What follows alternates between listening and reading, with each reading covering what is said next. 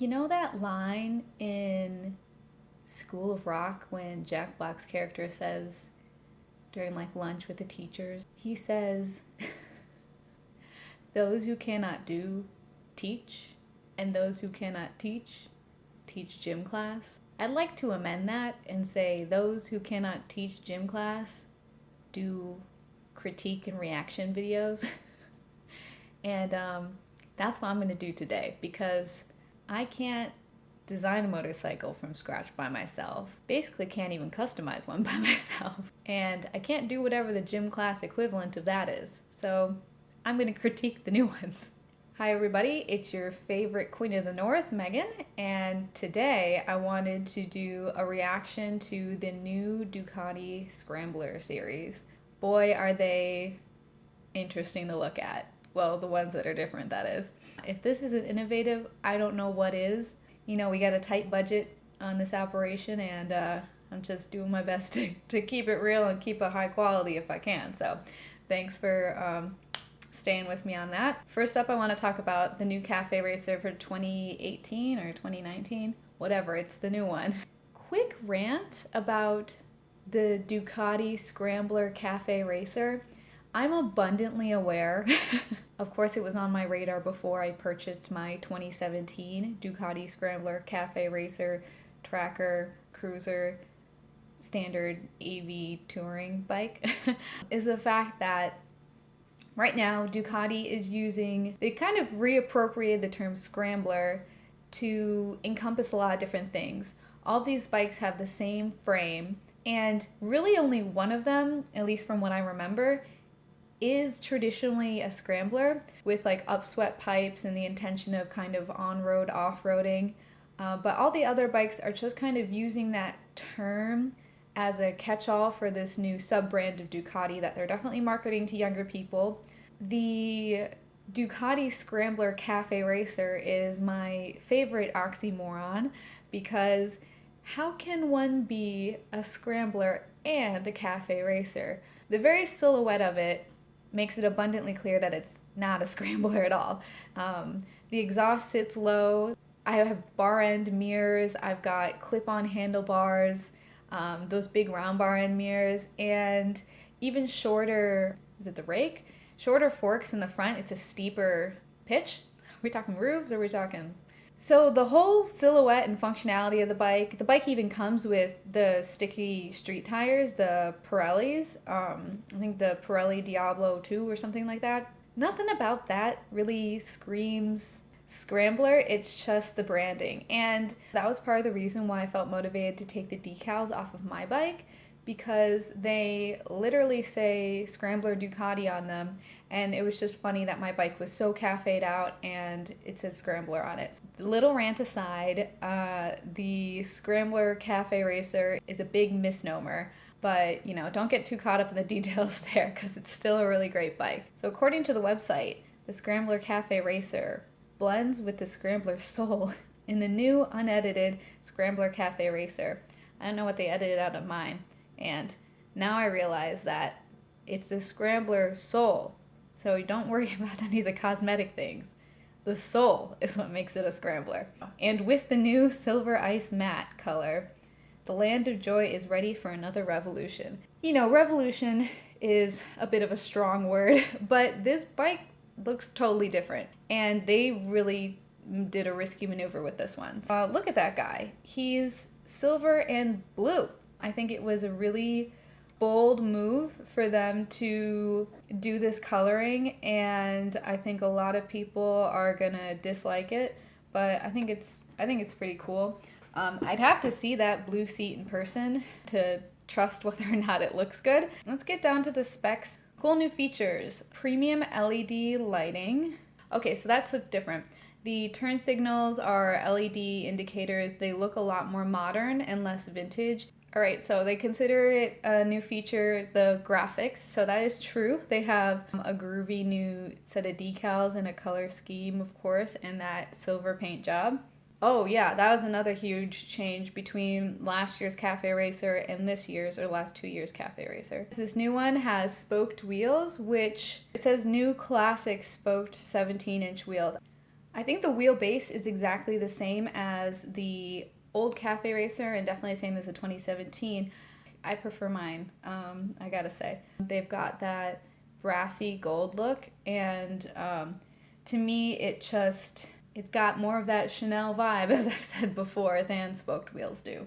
So the brand new seat is a feature that they are emphasizing, but it looks like the exact same construction as the old brown seat, but it is blue instead. And I can't tell if that would look like a Culver's booth or if it's gonna look really premium. I think it was a huge risk for them to do a seat like that. I think it's really interesting and it pops, but it is definitely not gonna be for everyone. But it would be a very easy mod to make. If you've ever seen the stuff that Astro Scrambler offers, you could easily switch to like a cool diamond quilted black seat, or some people do suede seats, but I think of like a suede seat out in the rain, and that's got to be so gross. Upgrading the seat would not be a difficult thing to do.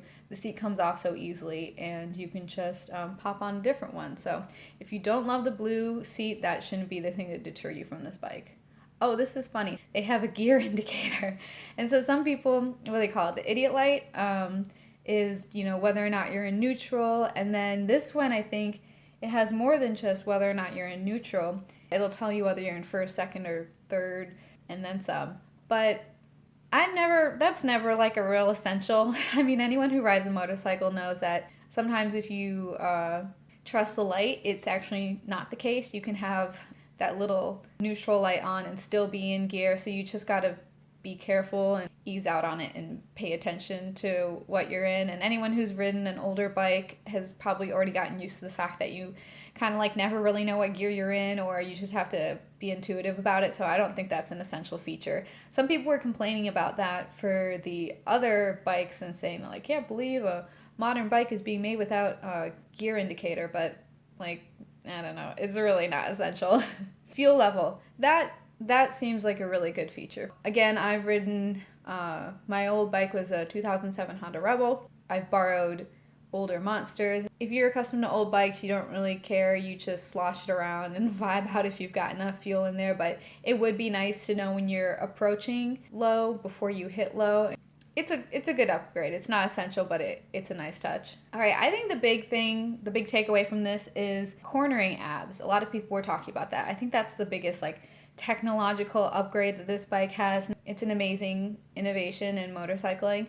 It's got to be a really great thing on slippery streets, obviously when you're rounding a corner and a hazard comes up. So that'll be a fantastic thing to help prevent you from laying down the bike. I think that's probably one of the best innovations of the new Scramblers. We can talk about the look a little bit more. So I noticed that the teeny little bikini, the bikini fairing on the front is very light silver. The frame itself is kind of electric blue, and then they mix in medium like tealy navy and like 3 different shades of blue on the tank, and then of course that blue seat. It looks like the frame under the seat matches the blue of the seat, which is kind of interesting. I think this is a bold move. I like what they did, however, it is not my style. I don't know if this will make the previous years more rarefied, if people will be pursuing that more, and if the value goes up.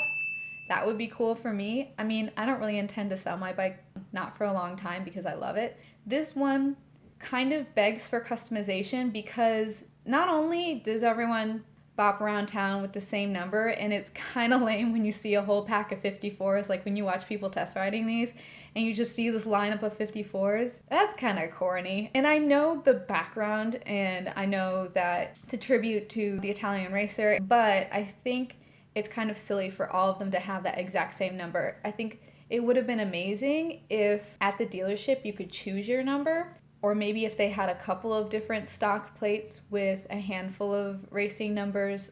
I understand the history, but I don't know if it's quite essential for all of the bikes to have the same number. If when you get your bike at the dealership, if they could put a number on it for you, and then you could take off with your own custom number. Now, one thing about the color, this is just a personal preference. This looks like a very like shiny nickel kind of silver, But I think a gunmetal would have been pretty cool. A little bit deeper, a little bit more black silver. My bike comes in the espresso black, which is basically black, but it's technically a very, very, very dark brown. It's got a sheen to it, but no sparkle or anything like that. It looks like this bike might be slightly iridescent, or it's definitely got that more metal look. And that's why I think gunmetal would be great. It wouldn't pop nearly as much, but I think it would have looked very cool. And then of course sub out that 54 for either the BMG concept panels or for your own number, which would be super swanky to do. But if you know what I know about those number plates, the number itself it's not flat and it's not a sticker. It is, oh, what's the opposite of embossed? No. Oh, it's embossed.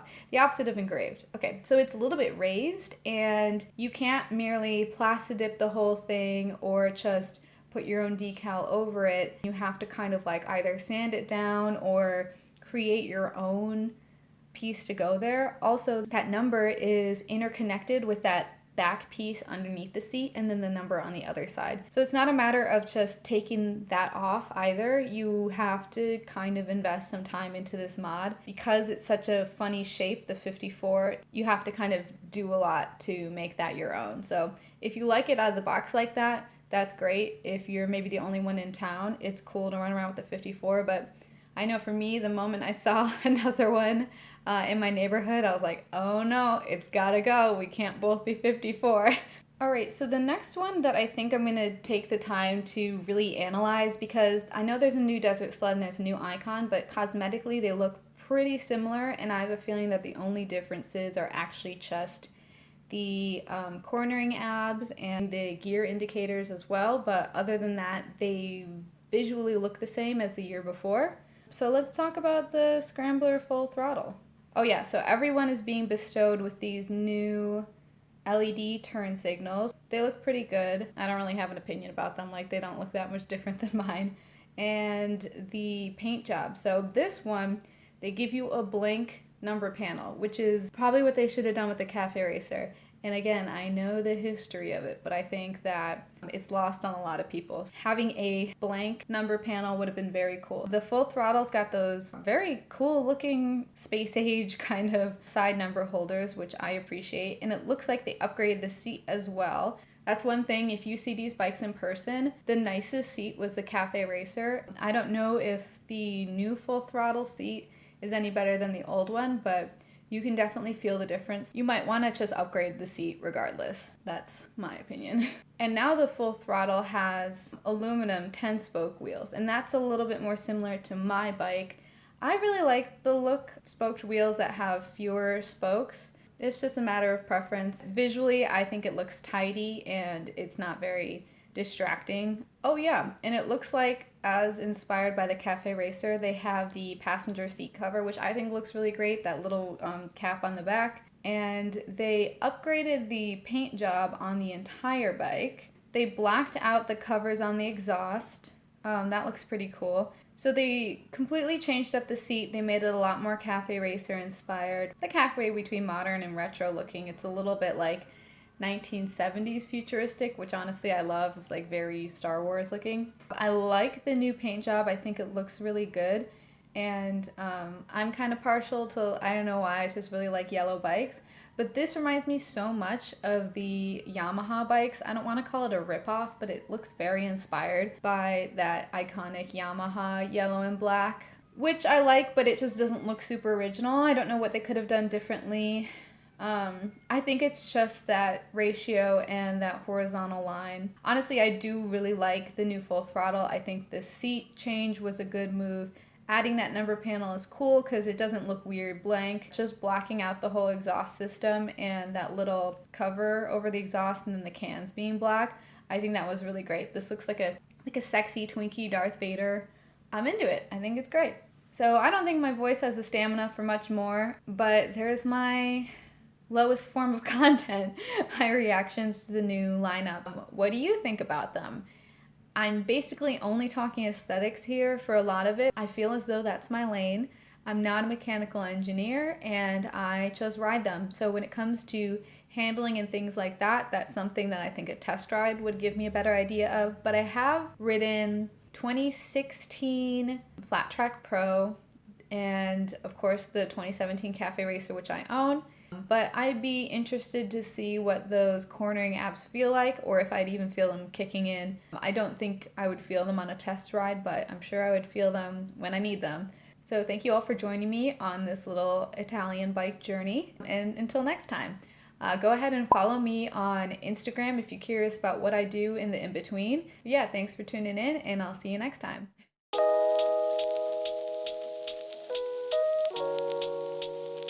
Wow, y'all, it's really snowing out there.